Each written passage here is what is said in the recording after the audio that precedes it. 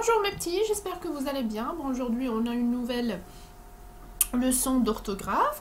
On va découvrir quand on écrit C, c'est-à-dire avec CES, et quand on écrit C avec SES. Alors, regardez s'il vous plaît avec moi les exemples qu'on a ici, A et B. Ben, regardez A.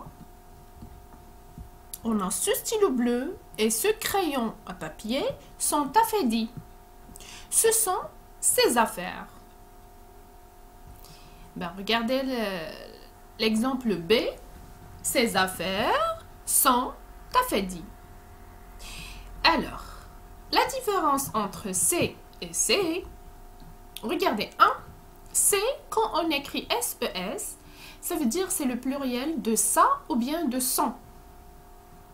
D'accord? C'est-à-dire, on peut dire, revenons à l'exemple A, ce stylo bleu et ce crayon à papier. Si par exemple, je prends le stylo bleu, je vais dire son stylo bleu. C'est le stylo de qui? C'est un stylo à Fedi. D'accord? Ce stylo ou bien ce crayon à papier, eh ben, c'est son crayon. D'accord? Donc, je vais utiliser son comme ça, puisque crayon est un nom masculin.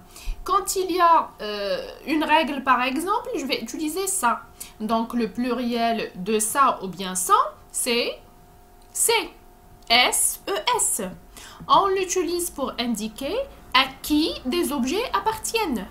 Regardez les exemples. Sa règle, quand il y a un nom féminin, je vais dire, si j'ai le pluriel, je vais dire ses règles. D'accord? Ce sont des règles qui appartiennent à une personne.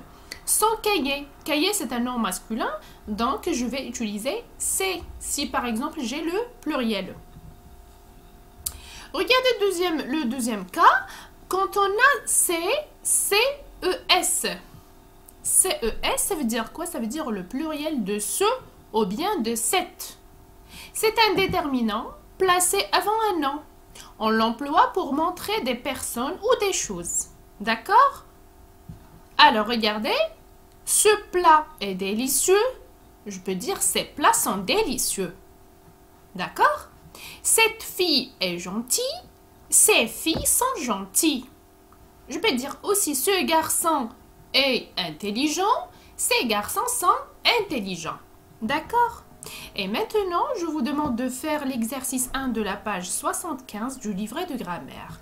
Vous allez compléter les phrases avec C, C-E-S ou bien C, S-E-S. D'accord? Allez, bon courage!